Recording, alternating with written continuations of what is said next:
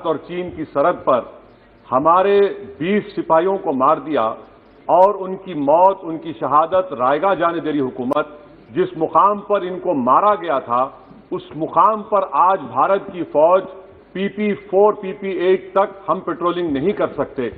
आज अरुणाचल प्रदेश में चीन, भारत के LAC में चीन ने गांव को बसा दिया। ये सरकार चीन से लफ्जी तौर पर इस बात का एहतजाज करने की ताकत नहीं रख सकती कि आपने भारत के LAC के अंदर एक गांव को बना दिया। नकुला सिकम में चीन घुस रहा है।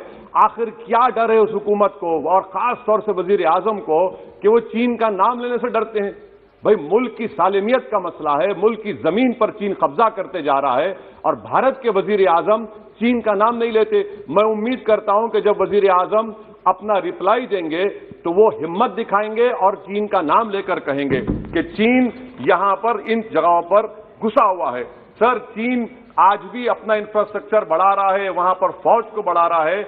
मैं सरकार से जानना चाहता हूं कि जब बर्फ पिघल जाएगी दोबारा चीन हमला करेगा भारत की फौज पर, तो आप इसके लिए क्या तैयारी कर रहे हैं? और सर, मैं ये तकरीर इसलिए भी कर रहा हूं क्योंकि मैं एक आंदोलन जीवी हूं, मुझे इसका फख्र है, इसलिए मैं खुल के बोल रहा हूं। अल्फाज छाप कर, किसी से डर कर बोलना मेरी फितरत में नहीं है।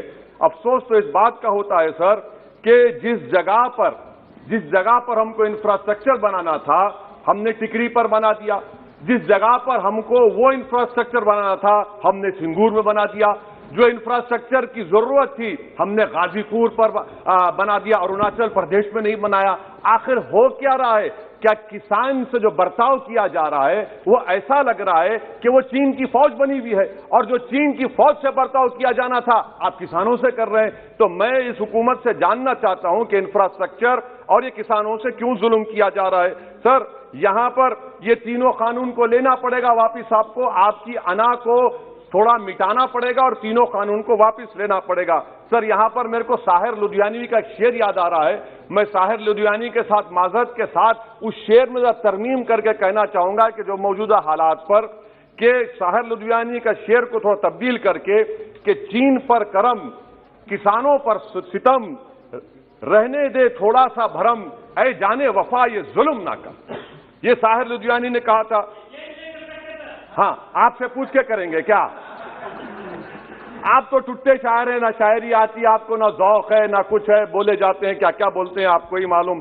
बहरहाल सर, ये जो किसानों का कानून है इसमें क्या काला है? काला इसमें यह है कि इस हाउस को एग्रीकल्चर स्टेट सब्जेक्ट है और कहां लिखा है संविधान में? एंट्री 14, एंट्री 28, शेड्यूल 7 में। और ये फेडरलिज्म के खिलाफ है।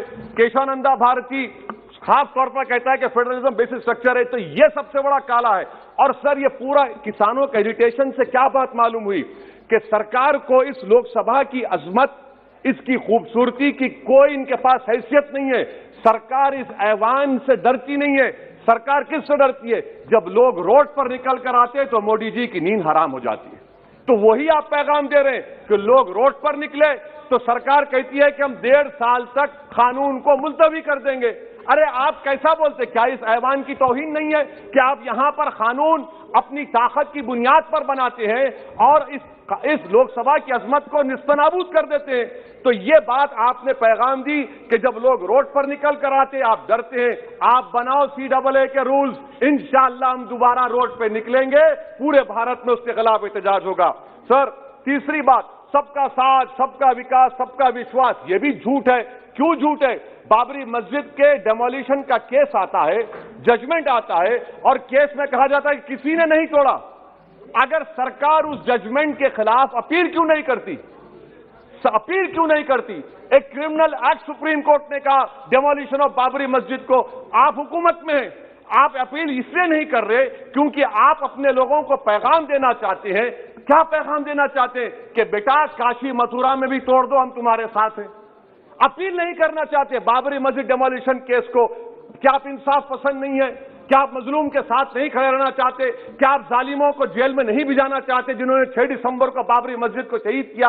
आपकी खामोशी इस बात का इकरार है कि आप तशद्दुद पसंद है। आप जबर के नाम पर आपके पास कानून की बालादस्ती का कोई रोल नहीं है। सर, चौथा पॉइंट, आंदोलन जीवी, पैरासाइट। सर, जमहूरियत की बका के लिए संविधान की बका के लिए आंदोलन करना जरूरी है। और वजीर आजम या कोई बरसर इख्तिदार जमात के लोग अगर आंदोलनजीवी पैरासाइट का लफ्ज इस्तेमाल करेंगे तो मैं याद दिलाना चाहता हूं सर आपके जरिए से इस हुकूमत को कि हिटलर ने जर्मनी में यहूदियों के खिलाफ इनको कॉकरोचेस का, टर्माइट्स का, उसके बाद 20 मिलियन आप देखते हैं कि 2 मिलियन से ज्यादा यहूदियों को गैस के चैम्बर में डाला गया। इस तरह के अल्फाज इस्तेमाल करने से क्या आप भारत में वही जर्मनी की तारीख को दोहराना चाहते हैं? और सर आप सुन लीजिए। जी सर, थोड़ा बहुत क्या सर बोलते समय में। हाँ सर, जी सर, आप आगे ना सर, आप प्रोटेक्शन है मुझे, अब तो कोई फिक्र की बात नहीं, और खुल के बोल सकते सर। आप आगे सर, स्पीकर आ गए सर, अब तो क्या है सर, आप हमारे लिए हैं सर। यहां पर आंदोलनजीवी आंदोलन नहीं करना। अरे किसी शायर ने अच्छा कहा था कि जिसमें ना हो इनकलाब मौत है वो जिंदगी, रूह है वम की हयात, कश्मकश है इनकलाब। सर अब फॉरेन पॉलिसी पे आ जाइए। किसी इना मीना डीका ने ट्वीट किया, आपने परेशान हो गए। इना मीना डीका ने ट्वीट किया, आप खड़े हो गए। अरे कौन सी फॉरेन पॉलिसी है आपकी? भारत के अतराफ में जितने पड़ोसी हैं, चीन हमला किया, कौन सा एक पड़ोसी है जो चीन के खिलाफ बोलता है? बताइए। कोई नहीं बोलता, मुंह नहीं खोलता। श्रीलंका में आप पोर्ट बना रहे हैं, किसके साथ? जापान के साथ। किसको काम मिल रहा था? आपके नूरे नजर को, आपके नूरे नजर को, आपके चहीते नूरे नजर को। श्रीलंका ने कहा हम भारत को नहीं बनाने देंगे टर्मिनल पोर्ट यहां पर। आप बताइए फॉरेन पॉलिसी। सर नेपाल का वजीर आजम कहता है कि भारत से ताल्लुकात उस वक्त तक बहाल नहीं होंगे जब तक कि भारत नेपाल की जमीन वापस नहीं करता। कहां सो रहे हैं सर आप? पड़ोस में कोई हमारा दोस्त नहीं है। चीन बांग्लादेश से कोविड की बात करता है, अफगानिस्तान से अमेरिका छोड़कर जा रहा है। क्या आपके पास कोई पॉलिसी है गनी हुकूमत को सपोर्ट करने की? आपके पास कोई पॉलिसी नहीं है। अच्छा सर, एफडीआई का मतलब अब समझाता हूं मैं। एफडीआई का मतलब यह है कि 5 फरवरी को ब्रैड शर्मन जो अमेरिका के रिप्रेजेंटेटिव, उनके पास भारत के अमेरिका के सफीर गए, तो ब्रैड शर्मन ने ट्वीट कर कहा कि भारत सरकार को इंटरनेट खोलना चाहिए, भारत सरकार को पीसफुल प्रोटेस्ट करना चाहिए। कौन होता है ब्रैड शर्मन जो भारत को सिखाए? ये एफडीआई है। और भारत सरकार का डिप्लोमेट, एम्बेसडर बैठकर उनका लेक्चर सुनता है। और उसके बाद क्या होता? 3 दिन के बाद आप कश्मीर में इंटरनेट खोल देते हैं। ये आप एफडीआई कर रहे हैं, हम नहीं कर रहे हैं। अच्छा, बात कश्मीर की आई। कौन है इम्तियाज, कौन है अबरार, कौन है इब्रार? इनको शोपियान में एनकाउंटर पर मार दिया गया, प्रूव हो गया। और ब्रिगेडियर आरा सेक्टर का जिसने इनको टेररिस्ट कहकर मारा, उसको अवार्ड देते हैं आप। सर, इन मरने वाले कश्मीरियों के लिए कौन रोएगा? क्या वजीर आजम रोएंगे? क्या वजीर आजम रोएंगे?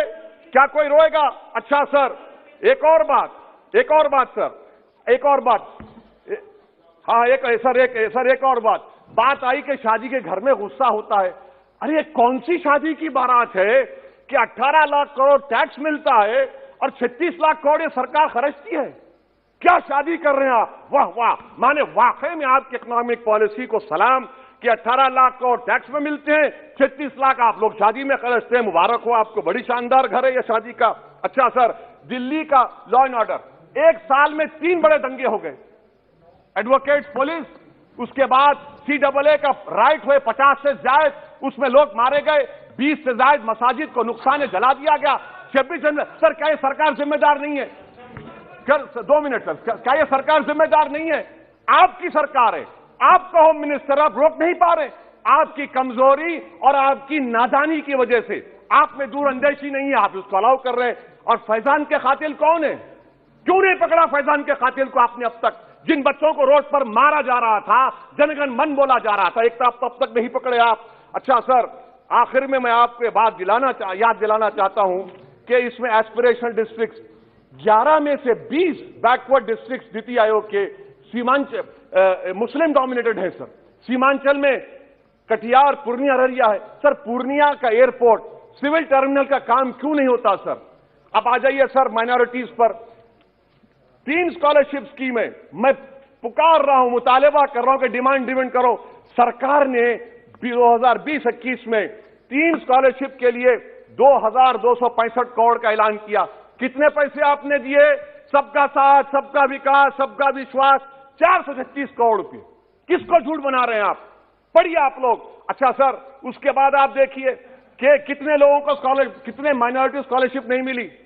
42,36,000 माइनॉरिटी स्कॉलरशिप नहीं मिली, और सबसे ज्यादा इलिटरेसी मुसलमानों की है, लेडीज की है। आप बोलते नहीं है। इसीलिए सर मैं आखिर में आपके जरिए से हुकूमत से अपील कर रहा हूं कि आंदोलन होगा, नाइंसाफी के खिलाफ आवाज उठेगी, संविधान को बचाया जाएगा। नरेंद्र मोदी भारत के वजीर आजम हैं, दिल्ली सल्तनत के बादशाह या जहांपनाह नहीं है। जिल्ले-लाही का दौर खत्म हो चुका है, जहांपनाह का दौर खत्म हो चुका है। मोदी की आंखों में आंखें डालकर उनकी गलतियों को बोला जाएगा। इसलिए शायर ने कहा था कि जो चुप रहेगी ज़बान खंजर, लहू पुकारेगा अस्सी का। बहुत बहुत शुक्रिया।